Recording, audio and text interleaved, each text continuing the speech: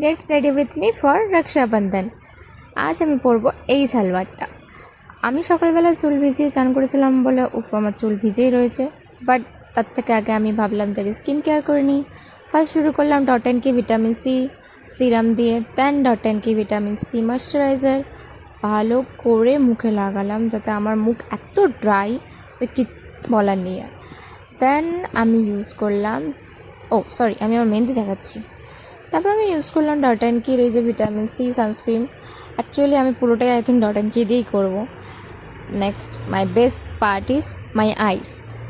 বেশি কিছু করিনি, শুধু এই কাজলটা লাগাবো একটু, আর আইলাইনার লাগাবো, আর টিপ ব্যাস এটুকুই।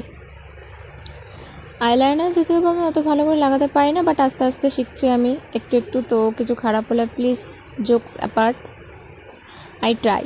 আমি শিখছি সুন্দর করে, তো আমি নিশ্চয়ই তোমরা হাসবে যে ইয়াল, বাট ঠিক আছে। তারপর একটু ছোট্ট মতো টিপ, যেটা আমার সৌন্দর্যের আরেকটু সুন্দর উপায়। অ্যান্ড সো দেখেই নাও, লিপস্টিক নেই, লিপ বাম।